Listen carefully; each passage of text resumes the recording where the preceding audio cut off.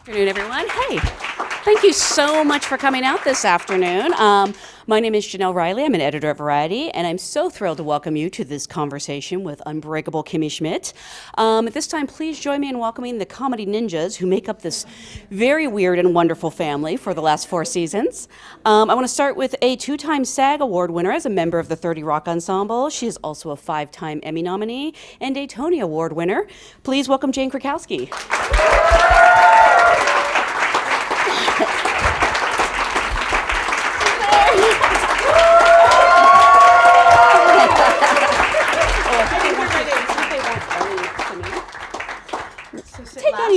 Take anyone, honestly. It's not a name card. I'm third down. I'll sit here. We also have joining us a 2-time Emmy Award winner and an Academy Award nominee. I wish she was my landlord. Please welcome Kane.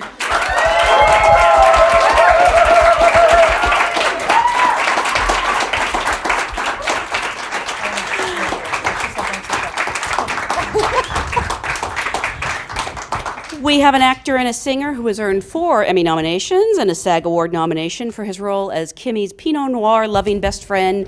Please welcome Tituss Burgess.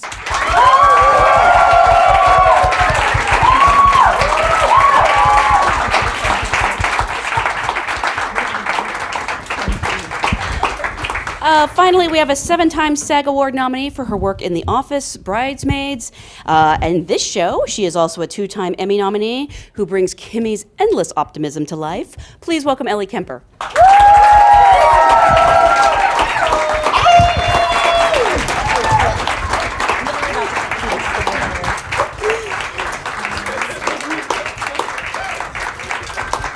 Thank you guys so much for being here. Congratulations on another great season. I love any show that takes on cats. And a lot of them have been doing it lately, funnily enough. This is an audience of SAG actors also watching at home. So I always like to start by asking, how did you get your SAG card? I got my SAG card on an Aquafina commercial. Yay. Yes, it never aired, but I guess it still counted. It was a spoof of Casablanca. There was a fruit-flavored Aquafina water. I don't know if it still exists. That's why it didn't air. Exactly. They pulled that. They pulled that right away. But it was this, you know how when it rains it pours. I got this lucky string of 3 commercials in a row, and that's how I got it, even though the commercial never saw the light of day. That's how I got mine. I think I was a must join after having appeared in too many Macy's Thanksgiving Day parades for Broadway shows. Yeah. Really? Under Variety artists? Or? No, because it was when after it. Yeah, it was at the time when they were split up. Right? Yeah. And then so I got this Olive Garden commercial that ran for like unusually long amount of time. Thank God, because it was like the only way I was making money. And so I was like, I'm gonna join the hell out of this because I need this commercial. I had you had to get 3 commercials to get your card. I think, is that still hold? I think that's true. Because that was my third. Yeah, mine too. So on my third, and it was for cling free, static remover wipes or pads. Oh, sure. That you threw dryer sheets. That's what they're called. And I'm really bad in it. I'm so bad at this commercial. In fact, I think it's like somewhere hidden on YouTube or something, and Tina found it, and she ended up putting it in 30 Rock to make fun of me as Jenna. So it crossed that line of, me and her. That was a real commercial? I thought they made you shoot that for the show. No, I'm like 11 or something. I'm like, thanks to Cling Free, you want to shoot me.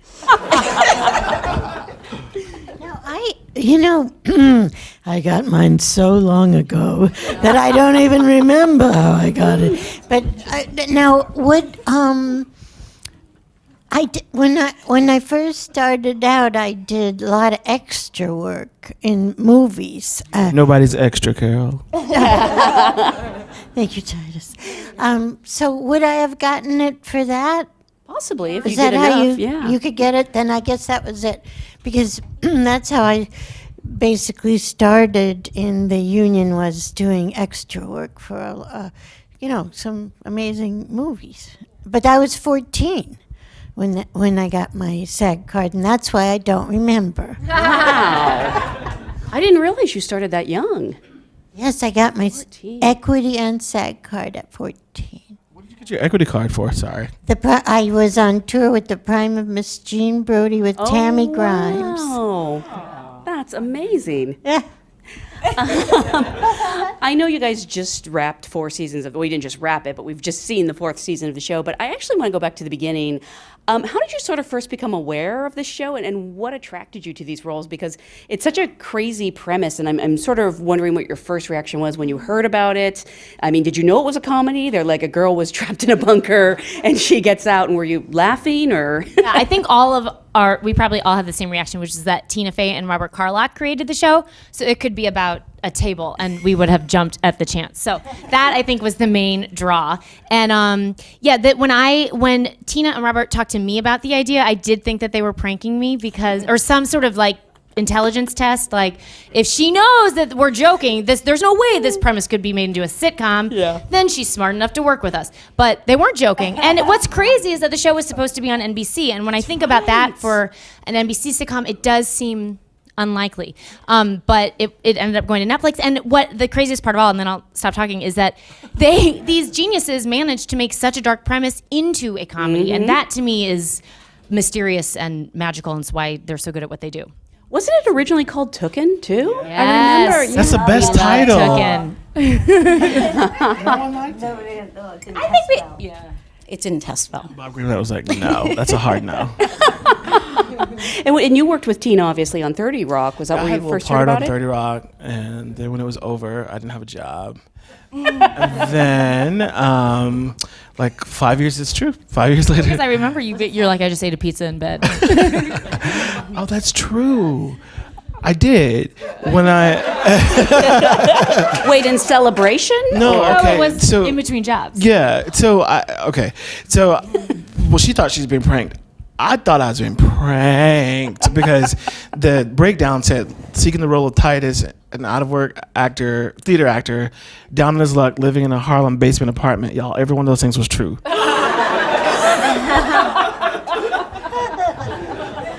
Every single one of those things was true. And I was like, I've not talked to Tina, so how does bitch know where I live? Or like... She knows everything. And then I read the premise and I was like, okay, dark. How they gonna do this? But it don't matter. I need a job, so I was like, yeah, I'll do it. And then, but it took like 2 weeks to find out if The character was named Titus. Yeah, but girl, just Hollywood, bitch. They don't care. He could play Titus. And so like 2 weeks go by and I don't hear anything, and I'm convinced that I don't get it. But to hype myself up, I was listening to Pharrell's Happy, like on loop. You know, he had like 24-hour Happy on loop. Yeah. Sure did. Listen to it every night. I was like, I'm going to stay happy until one day I just was not happy, and I ordered a large pepperoni pizza. I told my boyfriend to take off from work, which was the wrong idea because we already didn't have any money. This is all true. And then the pizza got there, and I had took out my first little slice, and I'd see my phone rings, and it's my manager. She goes, "We're gonna call you in like 2 minutes." And I'm like, "If it's bad news, just tell me now. Like I can take it." She hangs up the phone, calls me back in 2 minutes, and I've only gotten like 2 bites into the pizza, or whatever. And she's like, "You got the job," and the entire pizza turned upside down and fell on the floor. But instead of finishing the phone call, I hung up and ordered another pizza. And then I called her back. Swear to God. Was Happy still on? Yes. Yes. So now when you hear Happy, you're like, pizza. But that's so. I mean, it seems like the role was written for you, and you knew Tina. It was not. No, she I think told. it was inspired by you. Okay. I just hope you would do well at the audition. This always bothers me. There is a difference between Titus the character and Titus the person. Titus the character just has 2 one S's S. and 1 S. No, Titus the person has 2 S's. Yeah. So when you're writing Titus emails after this, address him with 2 S's. Under my mom. And Jane, for you? I got an email a little while after 30 Rock ended from Tina, which was awesome, saying, "I think I have a new part for you in my new show. Will you let me know if you get any other jobs?" Which is like a great email to get, obviously. The name of the character is Titus. Hear me out. I wasn't fabulous enough for that part. And then I didn't hear from her for a really long time. And then I did get another job, and I really wanted to do her job, but so I wrote her and I said, I think I got this other job, but I really rather do your show. So, and she said, well, it's not ready yet, and I don't know if I think that part's just going to recur, so you should go take the other job. And I've never been so sad to take another job, but I did take it was a really good job too. So I took it was another pilot of another series, and so I took the pilot and did it happily and thankfully, and then What was it? I don't want to say because it's not right. But it was funny because Ellie's agent and Tina's agent also represented the writer of this pilot I was doing, and he kept coming by and visiting, and I just kept saying, like, I was happy on my job and everything. I was like, well, how is Tina's going? Is that show, because they were filming at the same time.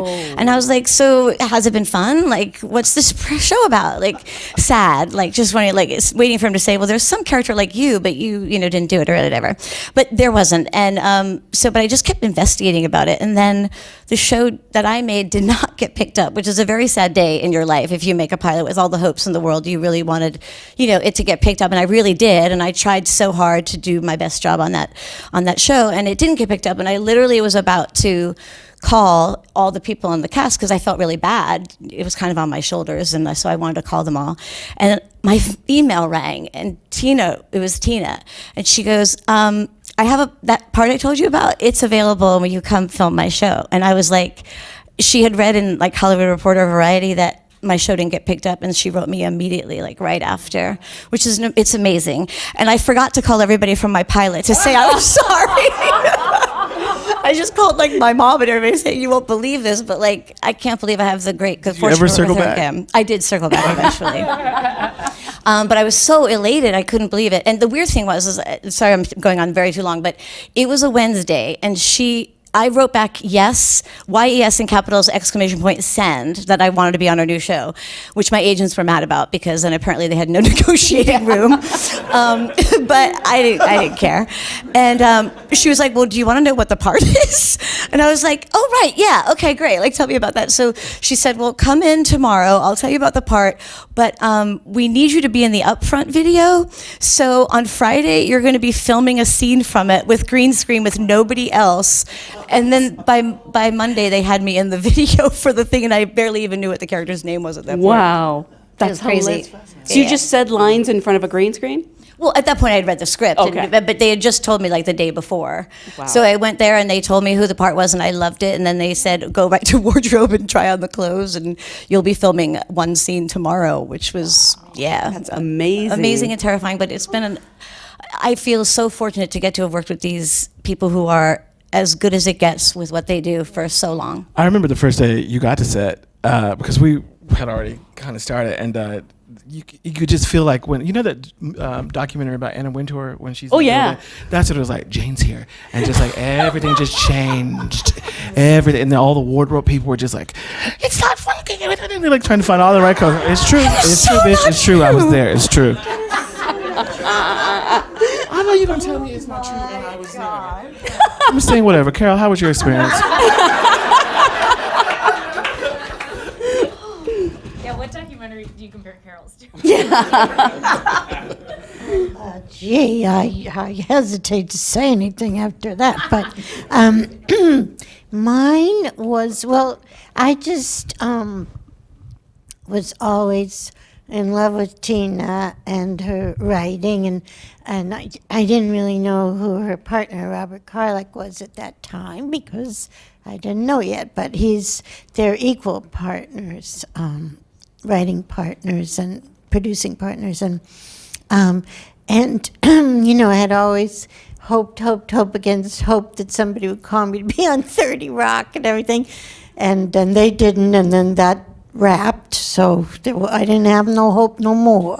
But then, I don't know, miraculous. I mean, I think we all feel it's like a miracle, right, that we get to do this. And miraculously, I got a call one day from my manager saying that they wanted to have a meeting with me. And I actually met with Robert Carlock and Jeffrey Richmond, Tina's husband, who's also our brilliant composer. And Tina was on location somewhere or whatever, and just had this meeting, and they were so kind and asked me to do it, which was, I have to say, just, I couldn't get over it. I was beside myself, and of course, I did not even care to read a script or ask anything about my part either. I just wanted to be part of anything that they created, so that was that story. And you guys all have such amazing chemistry with each other. I'm curious, did any of you know each other before the show started? Or? I know her. Oh, yeah? Oh, probably from Broadway. Actually, no. I did know you. Well, not personally. No, I didn't know you personally, but I knew who you were. But we also, You said you knew who I was too. I did know who you were. So you knew everyone by that. No, we ran in the same circles, but I knew you from 30 Rock. we acted together on 30 Rock. Do you not remember working with Did you me not just hear me say I knew you from 30 Rock while you were talking over me? Yes, I knew her. So I didn't know anyone, and I was Really? such a fan of all of theirs that I couldn't believe that I got to be, not only do you start with Tina and Robert, but then you get to work with these guys. Anyway, the whole thing's really lucky, because if we, everyone has jobs where maybe they don't love the people they work with, and it's a job for that reason. This often doesn't feel like a job because we very lucky to like each other. I mean, it's a family. It's dysfunctional in some ways, but that's a family. I mean, was the chemistry pretty instantaneous? And is it hard not? I mean, you guys ruin takes by cracking each other up all the time? Not until it's time to go. yeah, then it becomes very easy not to crack up. Yeah, but I don't know. We hold it together pretty. The one that comes to mind is when you had to hold things and Ellie couldn't make it through Titus it. had to touch. Have you guys seen the Mr. Frumpus? He's I don't think that was the one you just watched, where Titus is saying, "I've touched all sorts of," I always act this out like I'm you. I have touched all sorts of things in my life. Why is this the one thing people are remembering me touching? And Titus goes around the apartment and he's just touching like different objects. And Carol Presenting them, like when and you present the presenting them. brush. It's hilarious. And out of the corner of my ear, if you have a corner of your ear, all I hear is Carol saying, "Oh, yeah." She's so invested. So our show is so stupid that existed in the first place. I would say absurd more than stupid. So because no, it's actually no, very- it's stupid. Thank you so much. Well, I Tell Tina. Fey We I actually said break up more like in the read-throughs, and that's one of my favorite experiences that we all have, because we never see the script until we're sitting at the table. So it's an absolute cold and blind reading. But we are. Because they're still hot from the machine, because they're writing them up to the last minute. And the one with cats was so hard. We literally couldn't believe it when when we saw how the plot was going to turn, and that it was cats, and we couldn't believe we were doing it. But you realize it in the moment. So as you're saying your lines, you're like laughing through it, and you can't like you're playing both people at the same time. You're you reacting to it, and you're also your character trying to deliver the line. And Titus always does it where you say the whole line and then you get it after. And like there's a delayed response. He's like, I didn't touch Mr. Frumpus. Oh! And it's so enjoyable. I'm not that smart. I have a question from the audience from Hetty. I hope I don't mispronounce anyone's name. Hi. Want to know who or what inspired the deep, relatable, hilarious, wonderfully unique, amazing people who are your characters? Whether it was a person or a core character definition, slight idiosyncrasy. And thank you for all the lovely laughs. Hearts. Well, Tina said she had a friend who lived in Midtown who dressed up dolls or something like that, or had a bunch of Barbie dolls. And so he... Oh, he. Is it Guy? I don't think it's Guy. No, it's not Guy. No. Well, anyways. He lives in Queens. That's the only difference. That's not Queens is definitely not Midtown. And that the initial character was inspired or loosely based on him, and then when I came into the picture, they sort of finessed it or whatever. So there's like two things happening, right? There's what they had, and then there's who I knew him to be. And Titus is all of my aunts. I have 4. And yeah, oh yeah, and they all feel great about life, and they shouldn't. And they're very funny and irreverent, and they hate children, and they all have a lot of children. And so I just sort of imitate them. That is funny. Yeah, but I would never tell them that, and they don't pay attention to SAG, so they're not going to watch So they that. don't. Anyone else inspired by anyone in particular? I feel like they wrote the character of Kimmy, you know, having read all these accounts and listened to interviews with the women to whom this has happened, and just blown away by their strength and resilience. And, you know, it is terrible. It's atrocious that this keeps on happening. But I do think, in talking with Tina and Robert about the character of Kimmy, that what you see in so many of these ladies is that they are determined to make a go of it, that they're not broken by this experience. And so I know that went into you know, their etching of this character, that they paid close attention to what the women to whom this had happened actually said. So I know that's where the strength comes from. Anyone else? Oh, well, you know, obviously it comes from what's on the page, but then I had a couple people who would walk across my brain as I was doing it intermittently. Sometimes Ruth Gordon would be walking around in there, and sometimes Norton, the character of Norton from The Honeymooners, would be walking around in there. Sometimes they would be dancing together, you know. Yeah, they were just in there, and I wasn't trying to imitate either of them, but they somehow were food for me, fuel for me, yeah. And Jane, you're so good at playing sort of these shallow socialite characters. How do you do that and make them so likable? I said at playing. Not at being. You just said, oh shit. But no, they're very likable. Like we like Jacqueline, even though, you know, she can be awful to Kimmy. Yeah. So, you know, I'm so thrilled that Tina writes, I think, these very hilarious, wrong, unaware women for me to play. But I have never had the guts to ask her why she thinks I'm the perfect person to play it. And I don't want to know there's just some questions you don't want to know the answer to. I just say, yes, thank you. Yeah. But I know a lot of these women. These women are very noticeable in New York, the Jacquelines of the world, and I know a bunch of them.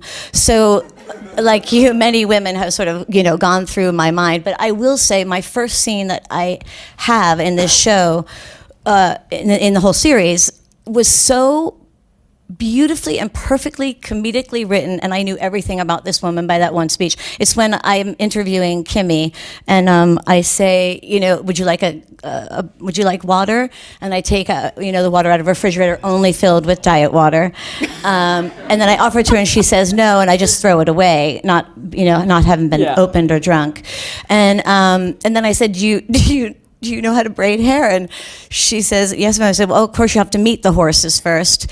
You know. And I said, so you have to get me up at 10, but don't wake me up. So there was like so many like very clear clues of who this lady was in the beginning, you know, because I think she's changed quite a bit as the series went on. But I've always felt like, I know many people think Jenna and Jacqueline are quite similar, and I think there are traits that are similar throughout. I mean, I think Jenna was basically a psychopath, and I love her more than anything. I never had more fun playing a character than her because she didn't have any bearing of reality, and so she could do anything. She didn't know any better at all. Whereas Jacqueline, I think, is a bit more grounded because Jacqueline has tried very hard to make the life she has, and then she was just disappointed with it. But I have always had so much more sympathy for Jacqueline. I think Jacqueline is sort of a sad person. And so I've always related to her in that way. So I always feel a little cheated when people think that she's so like Jenna, because I think the cadence of the comedy is the same, and it is, and the timing of the writing is quite similar. But I feel like I've had so much greater depth and sort of sympathy for Jacqueline than one would for Jenna. Jenna was just a blast, altogether. But I think all of these characters, we're a wacky group of characters, we're wacky misfits. And that's what makes it all work. That was their very clever goal, was that we all were in a cage of our own, basically, or a bunker of our own, that gets revealed as the seasons go on, so. We actually have a question from the audience. Crystal Jane Friedman wants to know if you have any favorite personality traits that you actually share with your characters. Hell no. Nothing Okay, alike. you say that, but we see you like. You see me what, bitch? We see you. Be very careful, he says. You are. Okay, wait, now that I'm here, I'm having trouble coming up with one. I feel There's like no redeemable. neither of you has any patience. You don't suffer fools. How's that? That's a good one. That's a very good one good. to share Okay, with your okay, character. okay, all right. Okay. But you do not dress the same. Titus does not put up 1 ounce of protest. Like, they put the weirdest things on you. Yeah. And you're like, I mean, I'm what- at it. What are you going to... You're like, it saves time. Well, yeah, like, let's just go. They're I'm also ready to amazing. They're incredible. Tina's... Our yeah. costume designer is also named Tina. go. Your clothes are amazing. Yes. Yeah, I wish I shared that with Jacqueline. get That outta here. Look wardrobe at was you. pretty damn good. I'm hoping you kept your I've lemonade stolen all of dress. these. What? Did you keep your lemonade dress? No. Oh, No, I I want don't. to just I for- am not that man. Just for a souvenir, though. Fuck a souvenir. It's on TV. I can see it whenever I want. I have no desire to. No, I don't. Did you ask for anything when it was over? No. What? Did somebody? Am I here by myself? I didn't take anything. I wanted We nothing. paid them to keep it. Yeah, like I don't want any of it. I will say when we're working, I suddenly become. I want peanut butter and jelly sandwiches. I want like candy Really? for cereal. Yeah, it's very weird. It brings. And I started dressing more colorfully. Just at home, nothing like too extravagant. But it's weird how that bleeds into your real Yeah. life.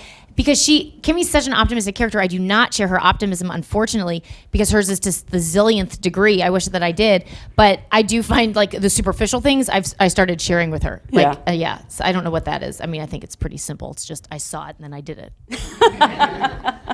And Carol, I don't think you really became a drug lord or anything, but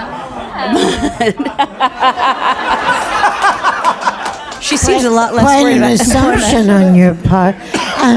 No, but I was thinking about what I admire about Lillian and wish I had more of. I like that she is just so outspoken about opinions and doesn't really seem to care what other people think of them. And that kind of courage of conviction, I really admire that. And just, her fight. She's just such a fighter. And Jen, you put it so beautifully about each of us being in our own bunker. I never thought of that, but I think you're right. We were each of us so alone in some way until we were together, our characters, so. as we see in this episode, the sliding Yeah. Van Go watch. Doors. Yeah. Oh, really? Sliding Van Doors, yeah. Which is so interesting. Like, when you read that episode, what did you sort of think when you saw, like, how your characters could have turned out? It was so weird to hear Kimmy curse. I know. Yeah. I don't know. It was such an interesting idea to tackle in the first place, and that was a lot of fun. That episode felt intense in a way, but it was so. I something that we enjoyed were sort going the opposite direction. It was like I don't know. It was just inspiring. Yeah. I think for all of us. We also, though, from the day one of season 4, we were told we were doing this double episode. So we kind of were all just waiting to see what it was. Like, they didn't tell us what it was. And then they finally revealed, a month in or so that it was going to be like Sliding Doors. Yeah. So then we just were all speculating what the other outcome of our lives would have been. But I think it was a super fun deviation. And it felt like we were filming a movie because we did a lot more stuff on location than we normally do. So it was like a whole different experience from start to finish for that time period. And you get to work with kind of new people. Like, you mainly shared scenes with Mikey. I know, and I love him. Oh, he's the best. I love his belt as a tie. Yes, that was hilarious. And that really was a belt. They really did. Somebody took a long time to try to get that to look like a tie.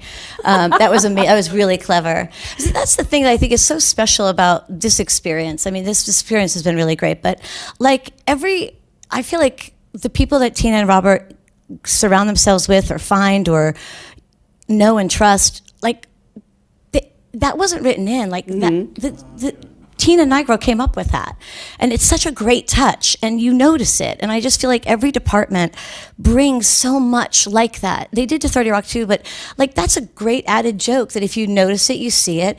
And that was, Wardrobe did that. And I just think that's wonderful. And or creating everything they created for Titus's character. Many of those are written out, but there's so many little things that aren't, that everybody brings so much to the table and makes the show what it is. It's not, just as you know that, it's not just us, but it's very wonderful to see that you mentioned that and to know that they're coming up with all these great ideas too. Have you ever read anything and just wondered how you were going to pull it off? I remember the first time I saw Mikey's grandma, and she was a puppet. It was disturbing, but it was a whole disturbing. And when we read it, I remember not understanding it. I was like, I don't understand what this is. Is it a person? Is it a puppet? Mikey's grandma is a puppet. I was so confused when we read that. Yes, there are many things that, The thing was so creepy too. It was, because it was kind of realistic looking. Gross. Yeah. She and Robert are so clear-headed about it and so specific in what it is that they're thinking that. Well, often that happens to me with jokes, actually, where I'll read the joke and do not get it, and we film the jokes, I still don't get it, and then like going home in the van that night, I'm like, oh, the Teamster van. Yeah. Kidnapped van. Going home in the windowless van driven by John Hamm. When I go home, it occurs to me, I'm like, oh, I mean, these people are ridiculous. That's just the levels of jokes, the layers of jokes. I don't get most of the jokes. Me too. That is not for the kiki out of you guys. That's like real life. I still don't get most of the jokes. Me too. Really? I would say stuff. They are so smart. Yeah. And you say something and you get a laugh at the table and you think, what? I just no idea what I'm saying whatsoever. In our defense, and Tina has said this, she said, well, some of the jokes are very specific to like 3 people in the world. So that she just said that. So good try, Ellie. But still, I mean, there's some of them that I still don't understand. And sometimes I ask them to explain them. And I almost always regret it when I ask them. I'm not kidding, because it seems to me like it's better to just say it and pray for rain, just. I'm like, Tina, for real, sister, just give me a line reading, because I don't get it. And let's just keep it moving. And so, she'll reluctantly do it, but I'm like, I just don't understand. Like, y'all are too smart for your own good. For my own good. You've also had so many amazing guest stars on this show, especially this season. And I'm always sort of curious, like, what's it like to work with Ronan Farrow or Greg Kinnear? And they have such good senses of humor about themselves. He was so good, right? He was great, Ronan. Yeah. He was. Couldn't believe he came. It was written in, and we were like, he's never going to come, because he was in the thick of all that stuff in reality at that time. And then we were asking him to do it about a puppet. Like, it just seemed like a hard ask, but so he they showed up, and wrote he it. is gorgeous. Chris Swartout, our Are we first. still allowed to say that? We can say it. I mean, it's like a fact. Chris Swartout was losing his mind. He's like, Ronan Farrow's on the set. And he shows up like all fully rested and has got his glow about him. Yep. He just like sauntered down the, hello, Titus. I'm like, hey, Ronan, hey, Ronan. No, it was fun. I've noticed that you often make jokes about the guest star in the episode they're not in. Oh, right. Like, there's a Ronan Farrow joke in this. There's a Greg Kinnear episode, a Greg Kinnear joke in this. Yeah. Do you know that they're going to be on the set later, or no? Okay. Has anyone ever? The writers do. Yeah. I mean, yeah. I remember the one time I got most angry at Tina was when I told her too. I showed up to set, and I never know who's, because oftentimes, people's schedules are so crazy that the person that they say are going to be a certain character ends up subsequently not being the character. And I'm a huge theater geek. We both are. And Into the Woods, it's like our favorite to sing at work.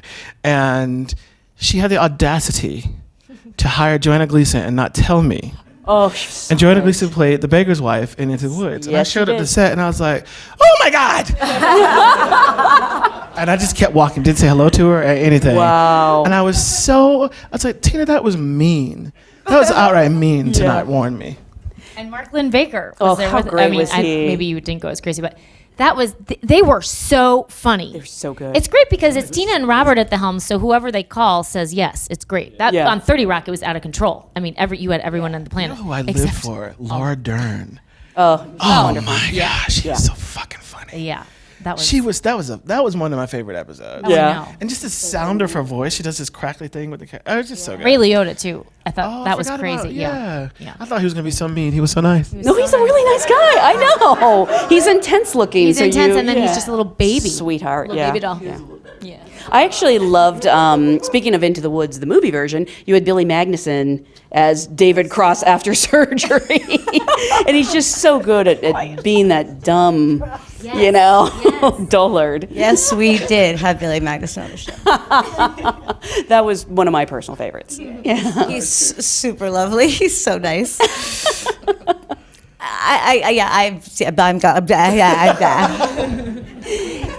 And Carol, you've had a lot of great love interests between Robert Durst and Peter Riegert. I was actually very sad he passed away on the show. I was rooting for you too. Yeah, on the show. Real life, he got married to somebody else. About Real life, he did. about 6 weeks ago. He did. Yeah. Peter Riegert. Riegert. Oh my, that's so gosh. sweet. I love that I only know him from Gypsy. Did anyone Oh, of else? course. Of course. Like, Yeah. I was like, oh my God. But I didn't know the rest of his work. Yeah. I felt a little embarrassed. You've never seen way. Crossing Delancey? No, but I saw Gypsy. You know, it's probably hard to pick one, but what has been your favorite memory of working on the show with this cast? The entire 4 seasons. Oh, stop. No, I'm serious. We were just over, where were we just now? In the hall. No. Before we got here. The woman, Times? Thank you, yeah. We were just doing an interview at the Times, and she asked me the same question, what was your favorite memory? And I said, literally, the sight of these women reduced me to childhood fodder. And I've had such a beautiful time befriending you guys and sharing the screen. So I just, honestly, the whole time has been amazing for me. That is so. Well, how do we top that? That was so. I second that. It's extremely lucky. It is sort of sad because the next job you take, it'll be fine, but it won't be like Won't this be one. the same. It isn't the same. It just isn't after you get to work with them. I think my favorite memory was the day I got the job because I just feel so thankful to have gotten it. And I think I want you to know that Ellie Kemper is the best #1 person there could be on a call sheet. She is so professional, so kind. I love her parents. They raised her so well. I'm trying to raise an 8-year-old son, and I want to ask them questions how to do it as good as they'd raised all of their children.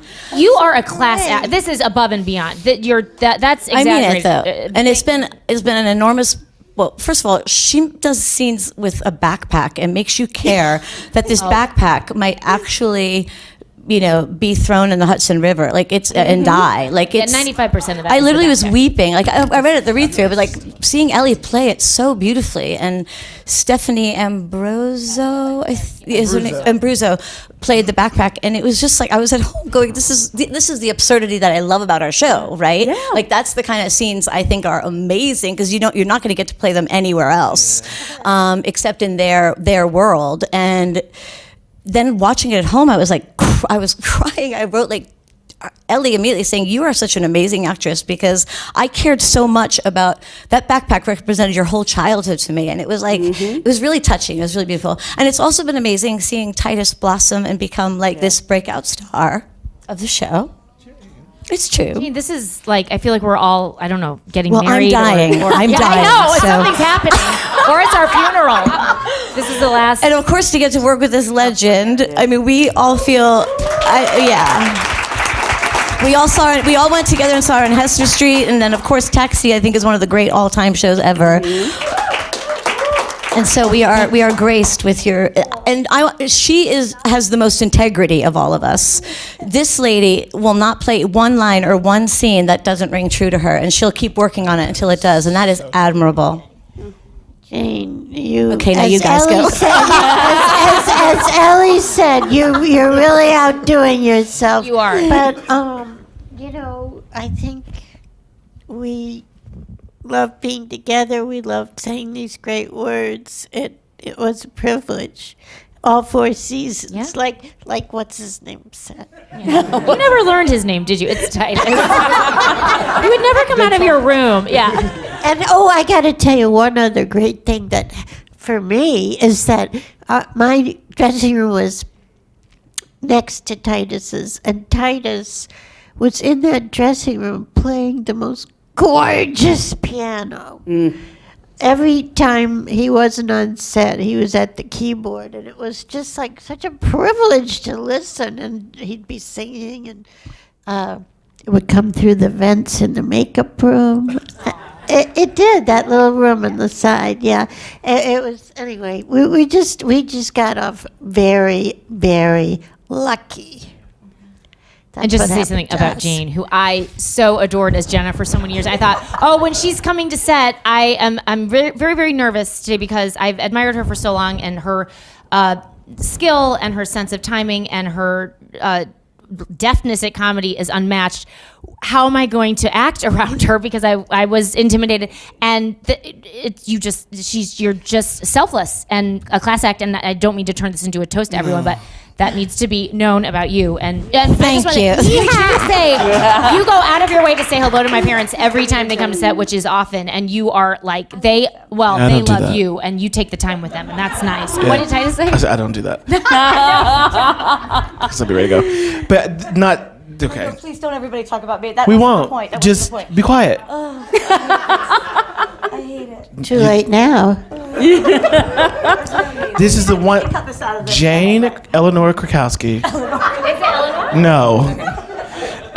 The one thing I had to say that I've never told you this though, but I often thought like, someone who is so pretty, so beautiful could just get away with being pretty, but it is only upstaged by your comedic timing. I really mean that. Mention And singing and dancing. Right?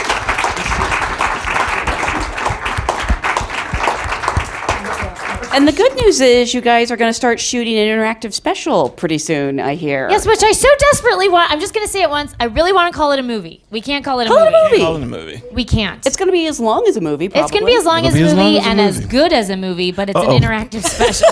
I'm already selling it. Anyway, it's an interactive. It's going to be a not choose your own video game. adventure, right? Yeah. Wow, that's so cool. Well, that's going to take so much time to film. That's good. You'll have all this time with No, each of other. course, it'll be great. I do think that, I do think our people are our writers are the right people to write it because they get to write a lot more jokes than we would normally have, and they're like genius and experts at that. So apparently, whatever you choose, there'll be different jokes down each way. I'm not going to understand any of them. But that's kind of cool. Well, again, I want to thank you for 4 fabulous seasons. There's nothing else like it on TV. Thank you so much for being here. Thank you, guys.